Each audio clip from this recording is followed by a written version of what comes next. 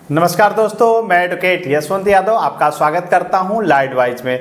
आज हम बात करेंगे कि आपने लोन लिया है किसी भी बैंक से, एनबीएफसी से और डिफॉल्ट हो गए हैं, नहीं दे पा रहे हैं, तो बैंक आपके खिलाफ कौन कौन सी कार्रवाई नहीं कर सकता। बहुत सारी ऐसी कार्रवाई वो करता है जो कि वो नहीं कर सकता, उनके राइट्स नहीं है, अधिकार नहीं है, फिर भी गलत तरीके से वो करते हैं। तो आज की वीडियो पूरा देख लीजिए, आपके अंदर आपको अपने अधिकार पता चल जाएंगे और जो कौन से ऐसे कृत्य है जो कि बैंक आपके साथ नहीं कर सकता, फिर भी अगर करता है तो गैर कानूनी है, वो गलत है। तो करना क्या है, मैं बार बार आपसे कहता हूं, पैसे है तो इनके पैसे दे दीजिए, नहीं है तो जो कानूनी प्रक्रिया है, जो प्रोसेस है, जो प्रक्रिया है, वो तो करना ही पड़ेगा।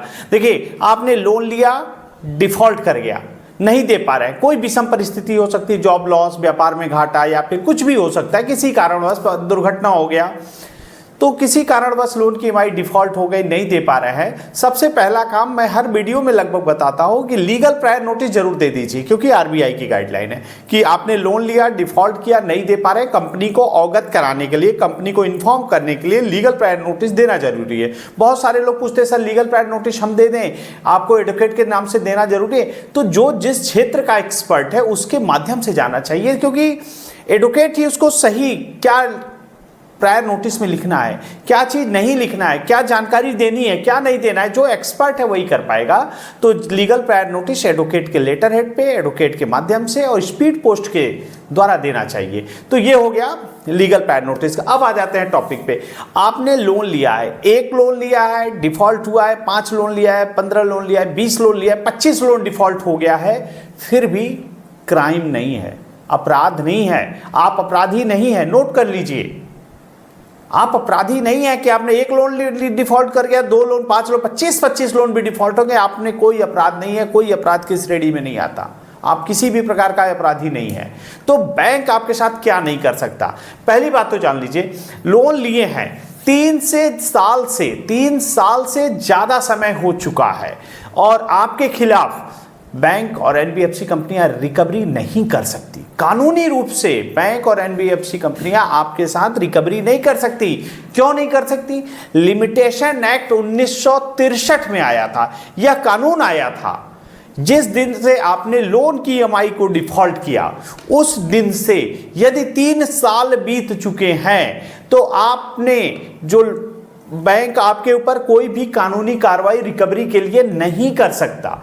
अगर ये बैंक के साथ ही नहीं, किसी के साथ भी आपने किसी को पैसे दिए, एग्रीमेंट किया, जिस दिन एग्रीमेंट का ड्यू डेट था, ड्यू डेट से 3 साल बीत गए और आपने कोई केस नहीं किया, कानूनी कार्रवाई नहीं की, तो उस कंडीशन में आप लिमिटेशन एक्ट के तहत 1963 के अनुसार ये कानून में ये अधिकार है, 3 साल के बाद कोई भी कानूनी कार्रवाई नहीं किया जा सकता। और ये दिन कब से शुरू होता है? जिस दिन लोन की ईएमआई आपने डिफॉल्ट किया, जिस दिन ने आपका कॉन्ट्रैक्ट टूटा, आपका एग्रीमेंट टूटा, आपने बैंक और एनबीएफसी कंपनी से आपने लोन लिया है, ये एग्रीमेंट किया है, आपके सिबिल को, आधार कार्ड को, पैन कार्ड को देख करके जो लोन दिया जाता है तो एक एग्रीमेंट सिग्नेचर होता है। आप लोग ऑनलाइन किए होंगे तो ऑनलाइन अप्रूवल लिया जाता है, तो उस एग्रीमेंट होता है। तो एग्रीमेंट का टूटना सिविल नेचर है, इसमें सिविल का विवाद होता है, न कि कोई क्रिमिनल होता है। आप कोई क्राइम नहीं कर रहे हैं, लेकिन जिस दिन से आपकी ईएमआई टूट रही है, ईएमआई डिफॉल्ट हो रही है, उस दिन से 3 साल के बाद कोई कानूनी कार्रवाई नहीं कर सकता। पहला काम यह है। दूसरा काम क्या है? आपकी सामाजिक प्रतिष्ठा। बहुत सारे आर्टिकल 21 जो आपको समानता का अधिकार, स्वतंत्रता का अधिकार, जिंदगी जीने का अधिकार, सम्मान से जिंदगी जीने का अधिकार देता है।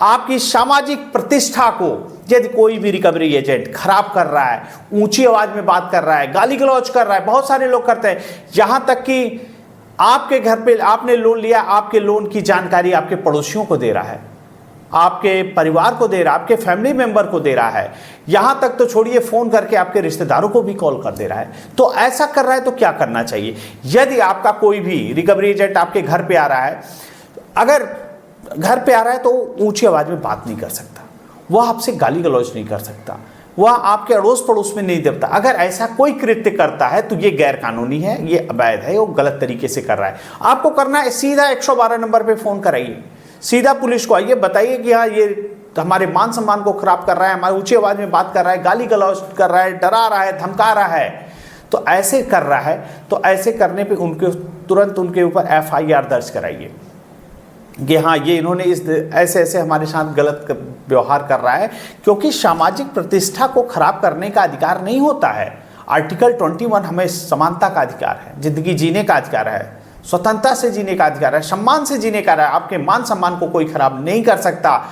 यहाँ तक कि बहुत सारे रिकवरी एजेंट ऐसे भी हैं, हमारे ऐसे ऐसे भी क्लाइंट हमें फ़ोन करते हैं कि सर रिकवरी एजेंट तो अब हमारे घर आने से डरता है। क्यों? क्योंकि उसके पास आई कार्ड नहीं है, DRA का लाइसेंस नहीं है, होम विजिट लेटर नहीं है, इतने डॉक्यूमेंट नहीं होता है, तो मैं तो उनसे बात ही नहीं करना देता हूँ, न बात उनको घर के अंदर आने की हिम्मत होती है। मैं उनसे कहता हूँ इतने डॉक्यूमेंट है तो बात करो, नहीं तो चल निकलो यहाँ से। ये 2 कौड़ी के भिखारी रिकवरी एजेंट जिनके पास आई कार्ड नहीं है, विजिट लेटर नहीं है, DRA का लाइसेंस नहीं, उनकी औकात हो इतनी हो जा रही है कि आपको ऊंची आवाज में बात कर रहे हैं, आपके मान सम्मान को खराब कर रहे हैं। आप डरोगे तो डराएंगे, आप डरोगे तो डराएंगे। जिस दिन डरना बंद किए ना, इनकी औकात नहीं है आपको डरा सके। इनका काम रिकवरी करना है, डराना, धमकाना, गाली गलौज नहीं करना। फर्जी पुलिस बन के डरा रहे हैं, फर्जी वकील बन के डरा रहे हैं, गैर कानूनी काम कर रहे हैं। वो छोड़िए, यहां तक कि अगर ऐसा कुछ काम करते हैं तो आप इनके ऊपर केस भी कर सकते हैं और मानहानि का भी केस कर सकते हैं और यहां से मुआवजा भी ले सकते हैं। और आपके लोन के बारे में यदि आपके फैमिली मेंबर, आपकी पत्नी, भाई या परिवार में किसी को बता रहे हैं तो ये गलत तरीका है, ये अवैध है, ये गैर कानूनी है, नहीं कर सकते हैं। और यहां तक कि बहुत सारे रिकवरी एजेंट ऐसे भी है कि आपके कॉन्टैक्ट लिस्ट को कॉपी करके आपके रिलेटिव को, आपके रिश्तेदारों को फ़ोन करते हैं और बताते हैं कि आपने इन्होंने आपका नंबर दिया है, आप इनके गारंटर हैं, ऐसे ऐसे करके गलत बातें बताते हैं। और यहाँ तक कि जो कि अनुचित तरीका है उनसे गाली गलौज भी करते हैं। ऐसा कोई करता है तो cybercrime.gov.in पे आप इनके ऑनलाइन कंप्लेन करिए। नहीं कर पाएंगे तो हम हैं, कैसे करना है, क्या प्रोसेस होता है। रिश्तेदारों को फोन पे कॉल करके ये 2 कौड़ी के भिखारी रिकवरी एजेंट, मैं तो इतना गुस्सा आता है कभी कभी कि ये लोग इतना गलत तरीके से बात करते हैं, इतना गलत तरीके से बात करते हैं कि बहुत सारे लोग तो आत्महत्या तक कर लेते हैं इन फर्जी रिकवरी एजेंटों के कारण।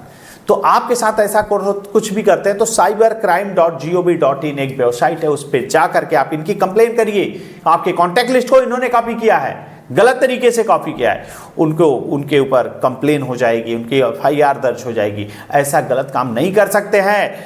और लोन लिए हैं, डिफॉल्ट कर गए हैं, नहीं दे पा रहे हैं तो कोई भी अपराध नहीं किए हैं, अपराधी नहीं है और मन में गलत विचार आ रहा है तो गलत विचारों को निकाल दीजिए। और लोन से रिलेटेड किसी प्रकार की कोई दिक्कत हो, समस्या हो, परेशानी हो, रिकॉल नोटिस का जवाब देना हो, डिमांड नोटिस का, आर्बिट्रेशन का ऑब्जेक्शन देना हो, सुप्रीम कोर्ट के जजमेंट का हवाला देते हुए या किसी प्रकार की नोटिस का रिप्लाई देना हो तो आप हमारे माध्यम से, हमारे व्हाट्सएप नंबर है, हमारा फ़ोन नंबर है, आप हमसे संपर्क कर सकते हैं। किसी प्रकार की किसी तरह की कोई दिक्कत, समस्या, परेशानी हो, हमारा नंबर है, आप हमसे पूरे डॉक्यूमेंट के साथ हमसे पर्सनली मीटिंग कर सकते हैं, फ़ोन पे भी बात कर सकते हैं। और बहुत सारी ऐसे कृत्य होती हैं जो कि रिकवरी एजेंट गैर कानूनी तरीके से करते हैं। डरे घबराए नहीं, अपने अधिकार को जाने। सबसे पहली बात जान लीजिए, लोन लेना, लोन की EMI न चुका पाना, क्या किसी थाने चौकी में FIR दर्ज होती है? बहुत सारे लोग वीडियो देख रहे हैं, अगर आप यहां तक वीडियो देख रहे हैं तो आप इसका कमेंट्स में जरूर बताइए। फोन न, जैसे आपने लोन लिया, नहीं दे पा रहे हैं तो क्या किसी थाने चौकी में FIR दर्ज होगी, हाँ या ना? क्या लोन लेने के बाद फोन न उठाने पे किसी बहुत सारे लोग कह रहे हैं आपने कंपनी का फोन नहीं उठाया इसलिए आपके नाम पे FIR दर्ज होगा, तो फोन न उठाने पे क्या FIR दर्ज होगी, हाँ या ना में कमेंट करिए। सब लोग करिए कमेंट, क्योंकि कमेंट आपके सब लोग देखेंगे और पता चलेगा। हाँ या ना में जवाब देना है। लोन की EMI न चुका पाने पे क्या FIR होगी, हाँ या ना में जवाब दीजिए। फोन न उठाने पे क्या FIR होगी, हाँ या ना में जवाब दीजिए। अगर आप यहां तक वीडियो देख रहे हैं तो आपको जरूर जवाब दीजिए यस या नो। लोन की EMI न चुका पाने पे FIR होगी? लोन की EMI न चुकाने पे क्या आप अपराधी हैं, आप क्रिमिनल हैं? किसी थाने पे FIR होगी? अपराध किए हैं आपने, ऐसा कोई कृत्य किया है कि लोन की EMI नहीं चुका पाए इसलिए आपके नाम पे FIR दर्ज हुआ? ऐसा किसी का हुआ है तो कमेंट करके बताइए कि हाँ कि अपराध है या नहीं, FIR हो सकती है या नहीं। और कभी भी आपके पास कोई नोटिस आता है, सम्मन आता है, कोर्ट से बुलावा पत्र आता है, कलकत्ता से, अहमदाबाद से, जयपुर से, लुधियाना से, तो हमारे पैनल के एडवोकेट वहाँ पे हैं। जरूरत पड़ेगी मैं आपकी बेल कराना, प्रोसेस कराना, जो भी प्रक्रिया होती है हमारे एंड से कर दिया जाएगा। मैं अपनी बातों को अब यहीं समाप्त करता हूँ। जय हिंद, जय भारत, नमस्कार।